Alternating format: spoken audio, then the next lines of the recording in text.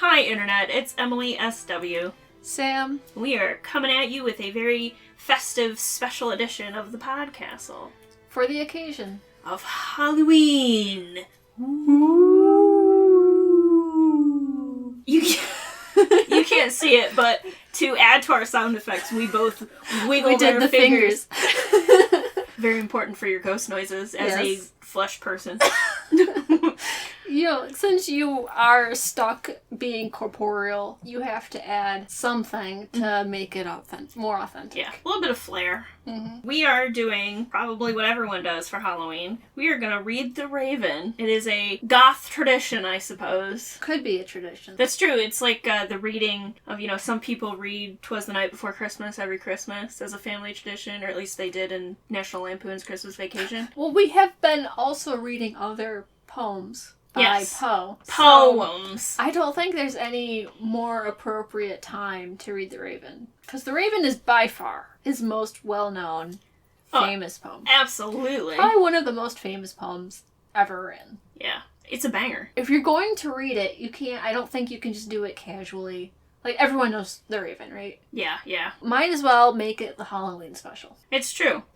So we're having a special ceremonial reading as part of our Poe-etry series. We will, I think, get through every single poem in this book. Yeah, I think so.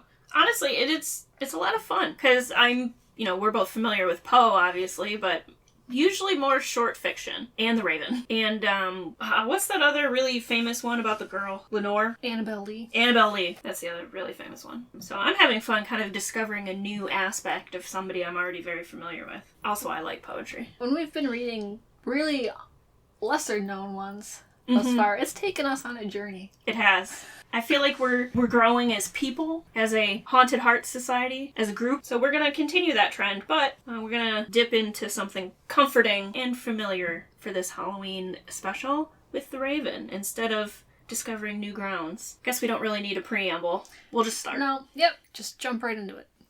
The Raven by Edgar Allan Poe.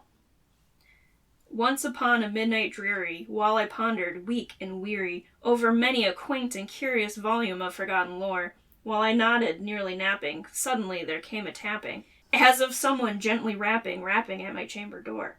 "'Tis some visitor," I muttered, tapping at my chamber door. Only this, and nothing more. Ah, distinctly I remember it was in the bleak December, and each separate dying ember wrought its ghost upon the floor.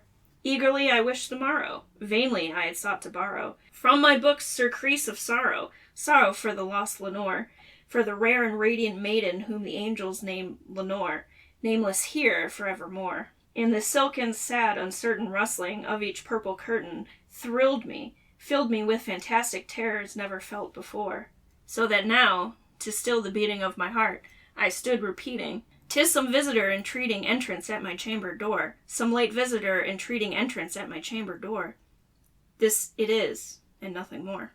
Presently my soul grew stronger, hesitating then no longer. "Sir," said I, "or madam, truly your forgiveness I implore. But the fact is I was napping, and so gently you came rapping, and so faintly you came tapping at my chamber door, that I scarce was sure I heard you. Here I opened wide the door. Darkness there, and nothing more."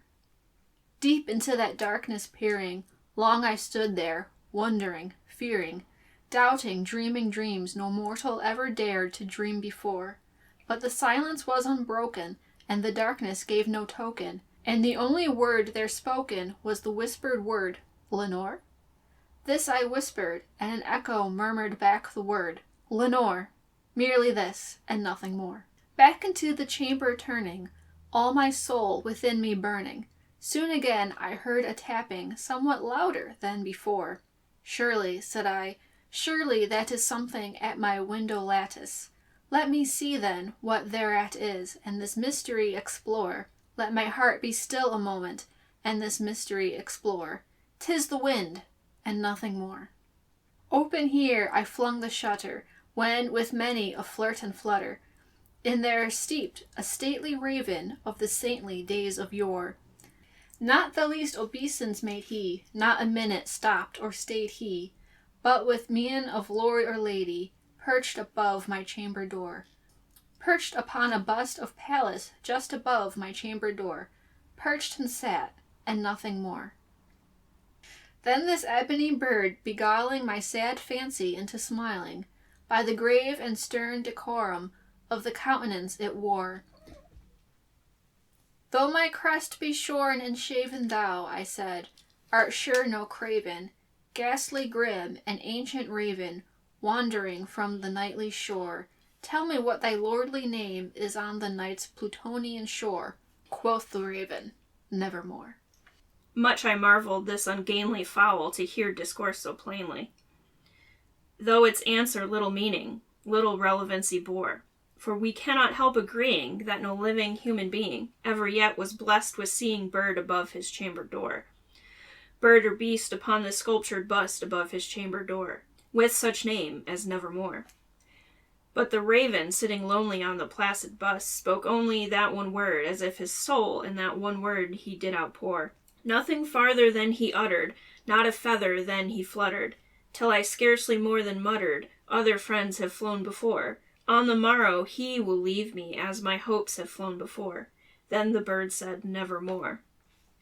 Startled at the stillness, broken by reply so aptly spoken, doubtless, said I, what it utters is its only stock and store, caught from some unhappy master, whom unmerciful disaster followed fast and followed faster, till his songs one burden bore, till the dirges of his hope that melancholy burden bore, of never, nevermore.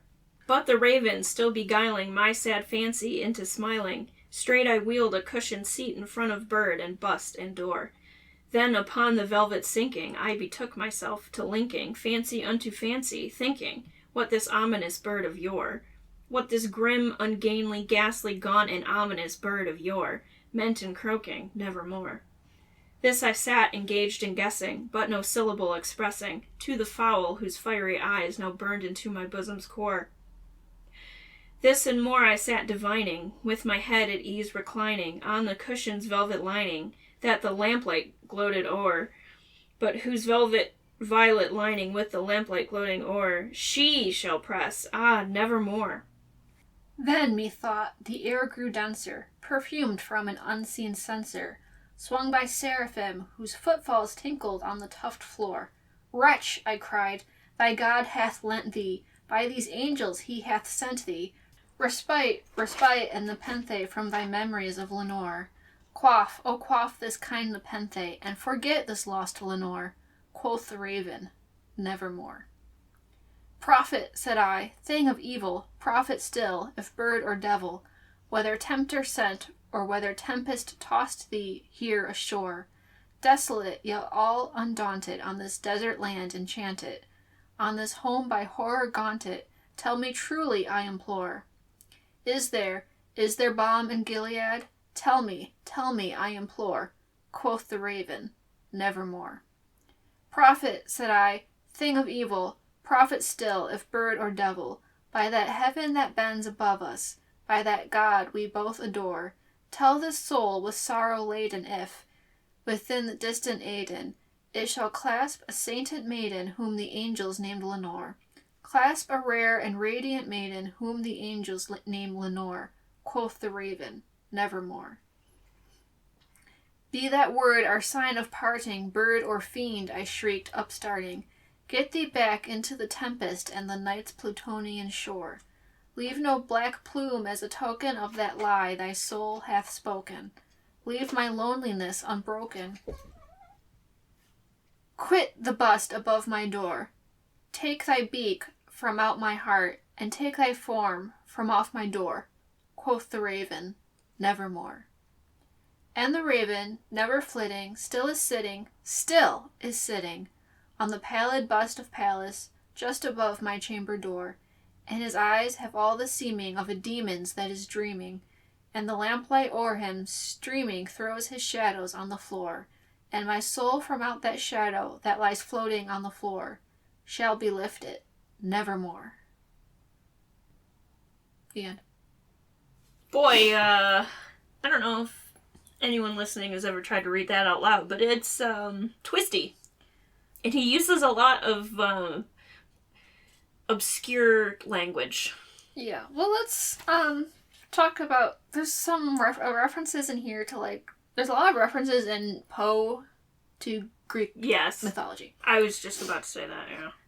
So first we had the bust of Pallas? Mm-hmm. Pallas? That's gotta be a figure from mythology. I've also got a dictionary of classical mythology on the shelf over there. Well, how do you spell it? Pallas. No, Pallas cat. No, Titan. That's what we want. Pallas was the son of the Titans Creus and Arabia, sometimes regarded as the Titan god of warcraft and of the springtime campaign season. So, going to war. So it's basically a god of war. Yes. Okay. And for some reason our narrator has a bust of this figure over the door to his bedroom. Yeah, that seems like it's begging to just brain him. you know, like if that shelf gets weak. And then we also have references to Plutonian shore, which is pretty obvious. Pluto being god of the underworld. Mm-hmm. So he's talking about death. We can surmise here pretty early on that Lenore is someone who has died. And that also was where I was getting that instead of Annabelle Lee. Oh. Subconsciously. Yeah. Is there any significance to that name, Lenore? I would assume it's just because it rhymes. With floor, door. Nevermore. Implore. You know what I was thinking too while reading this? For as many strange words as he uses and lesser known references to classical myth, mm-hmm. he is an American author, right? Yes.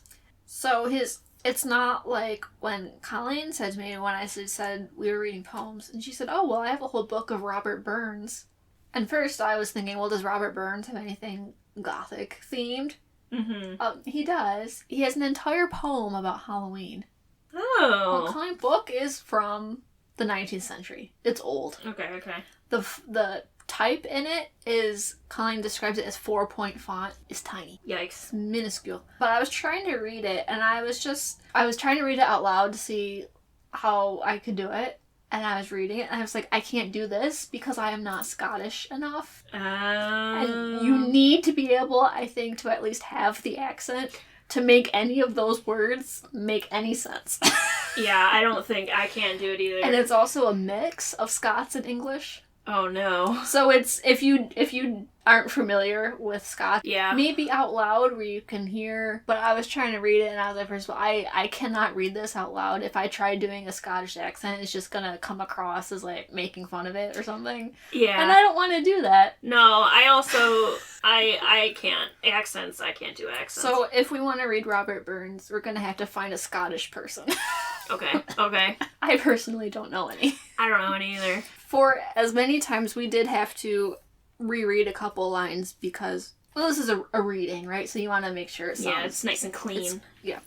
But I was just like, I'm very thankful this is all written in American English. Oh, God, yeah. Like, even Shakespearean English can twist you around.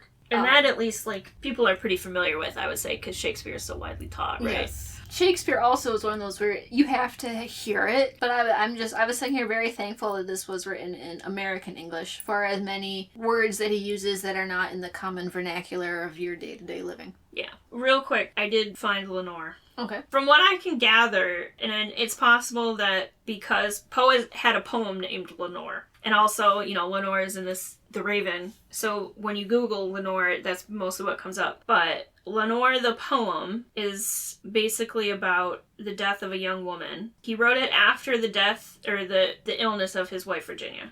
That's it. But, like, I can't find anything, Lenore is in here. If it came from... It's in this book. Okay, yeah. It looks like Lenore was also... Like, it wasn't published as Lenore until 1843, but it started as a different poem called Paean. You want to read Lenore, too? Sure. I'm over here. How long is that? It's a page. Oh, that's not bad. Let's finish talking about the Raven first. Yeah. Let's see. Were there any other classical references in here? Nepenthe. Oh, yeah. Nepenthe, which you looked up, and it was a drug? It's like a drink to forget grief. Oh. Okay. I think it was specifically from the Odyssey. Kind of interesting. He uses it as a verb here. Yeah, a drug mentioned in the Odyssey as a remedy for grief, something that induces forgetfulness of sorrow or eases pain. So that is a very directly an Odyssey reference. Yeah, so in the context of the poem, he uses it as a verb to forget his memories of Lenore. There's also a couple biblical references in here. Obviously, seraphim being angels. Yeah. And then Gilead is, I believe, also a biblical reference. You know what? I knew seraphim and angel. Let me look up Gilead. I'm not very good with my Bible, so... Ancient biblical name of the mountains in the northern part of the region of Transjordan. The region is bounded in the west by the Jordan River. Gilead is used in the Bible to refer to all the region east of the Jordan River. It's in modern-day Jordan. So in the context... So he says, is there balm in Gilead? So, yeah, it makes sense. He's like, oh, is there something that can soothe my grief in this biblical land? And then there was another reference in here, distant Aden. I don't know what that is. A-I...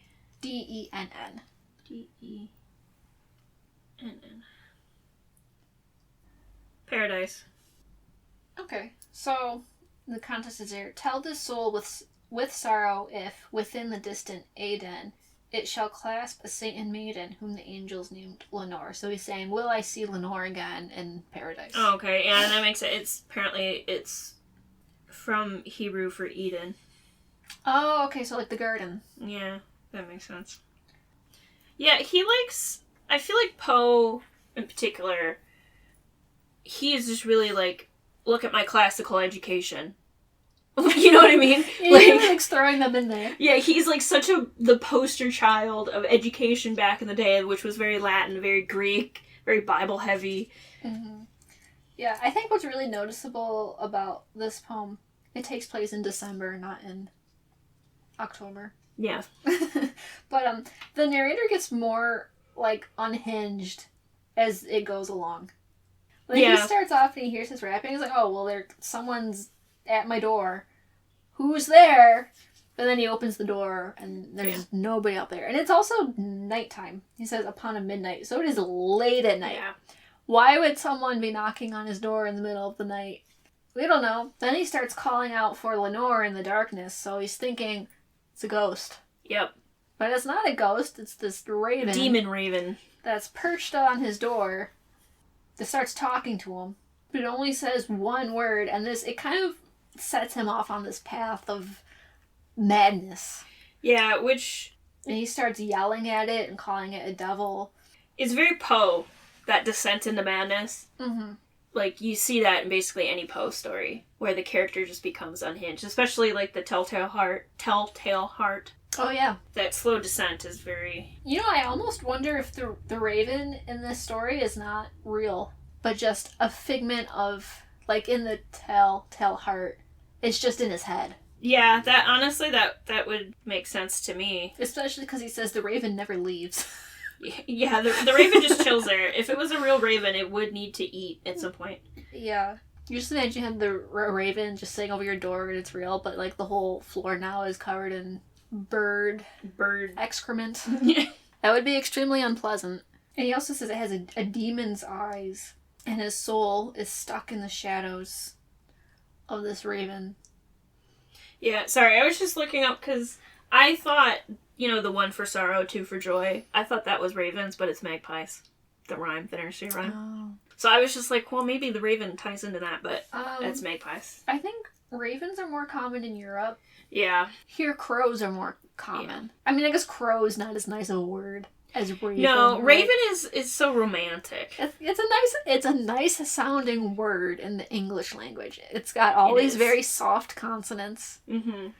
Anything with a V in it automatically, it sounds fancy. Yeah. Yeah. Just something about, quoth the crow. I mean, it doesn't work with the syllables either. But, well, yeah, and crow is a very harsh word, but yeah, because you got that hard. It kind of mirrors the way they caw. But crows are also capable of learning how to imitate speech. They are. Crows are very smart. Mm-hmm. Are ravens as smart as crows?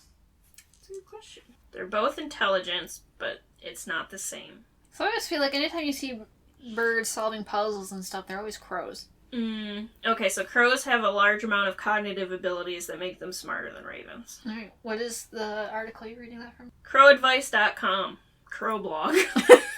Birdwatching Today. They both have relatively large brains compared to their bodies. This is very helpful. The other site was much more straightforward. Yeah. Well, but anyway, I think that explains why he chose the raven as his blackbird of choice. Yeah. That would make sense to me. Even the name Lenore is a very soft name. Yeah. There's no well, hard and consonants when I in it. was looking up the name to see if I could figure out the origin of it, the thing I was reading, it was just Wikipedia.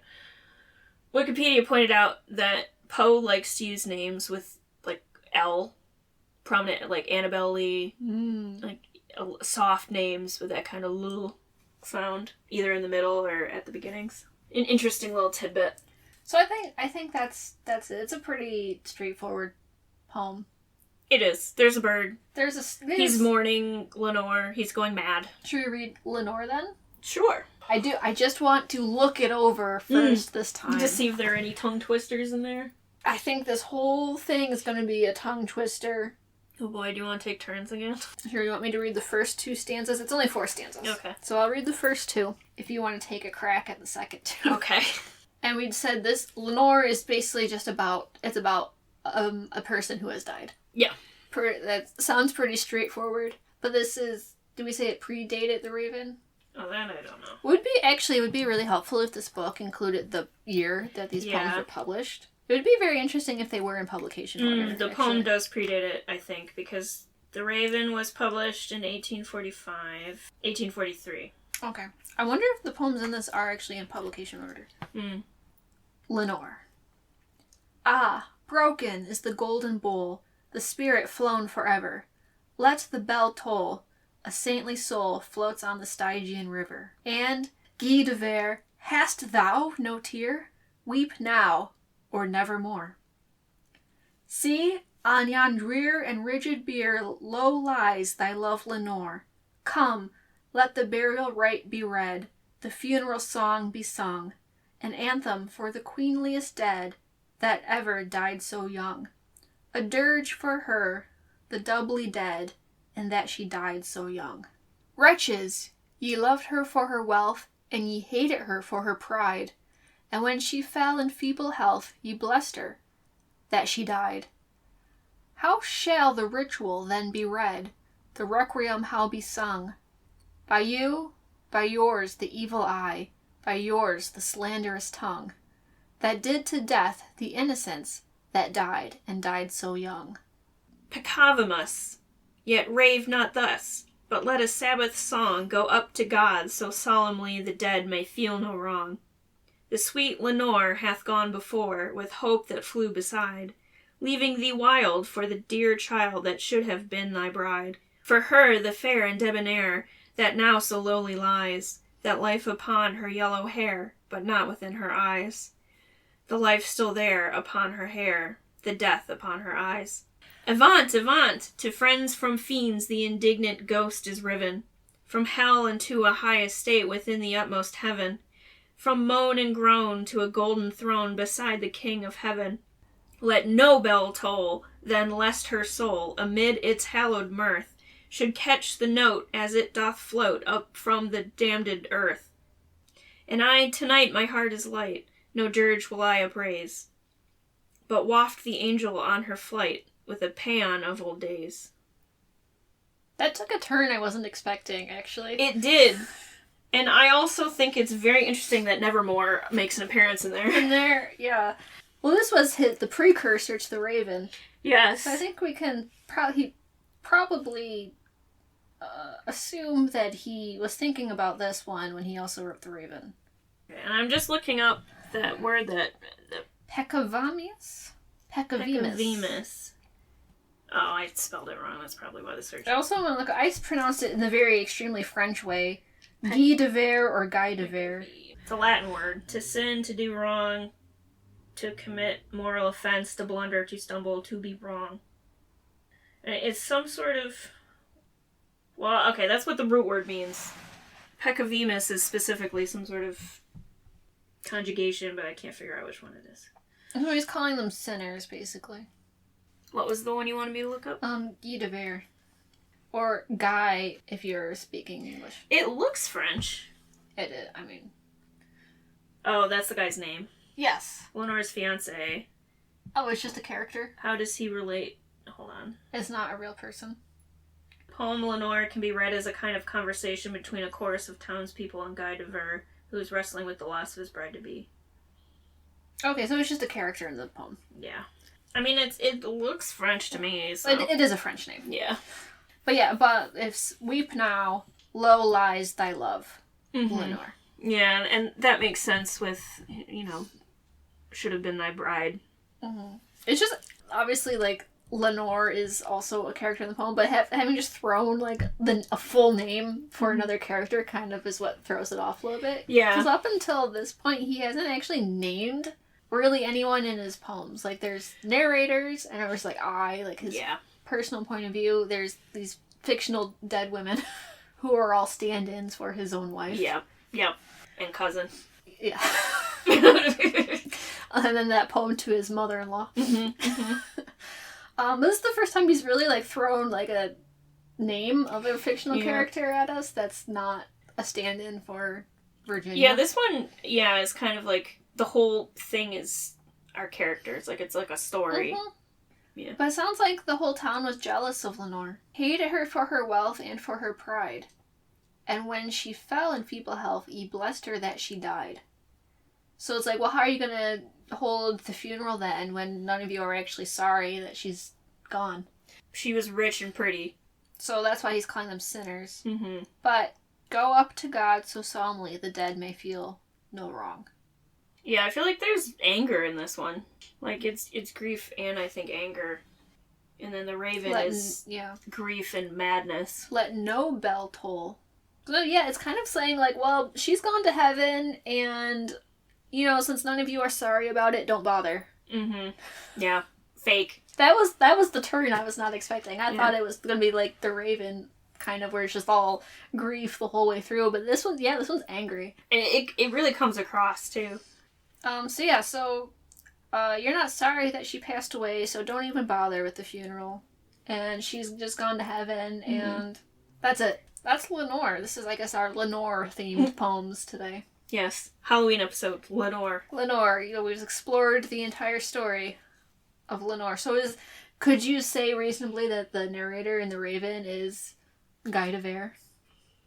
I would say yes. I think because he used the same name from that poem, like, that's got to be a purposeful allusion to his own work, right? And we'll say we're connecting these poems together. And especially the part where it says, weep now or weep nevermore. Yes. But then the raven is telling him nevermore. What if the raven is there making him feel guilty because they didn't have a proper funeral? Ooh, yeah. So the weeping nevermore, what he was warned about, and then the raven comes back and you're like, you didn't properly send her off. That is like a common theme, retribution, paying for past sins.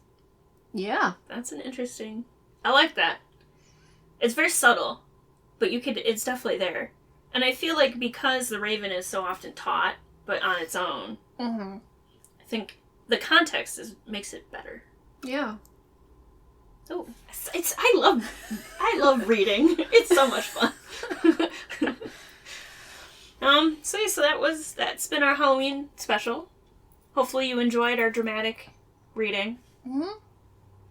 And we'll catch you next time for something else. Yep. Okay. We can't give spoilers because we don't know what we're gonna do either. No, we've got things cooking. Whatever comes out next depends on what is ready first. But, yeah, they're still cooking. They're not done yet. Yeah. So we'll keep you posted. Leave a comment down below with if there's anything you would like us to discuss on the podcast, so also let us know. We are open for feedback. But be nice, or else I'll be mean to you in return. And I guess that's it. Yeah, that's all I got. Okay, goodbye. I just flashed a piece on. You can't see me.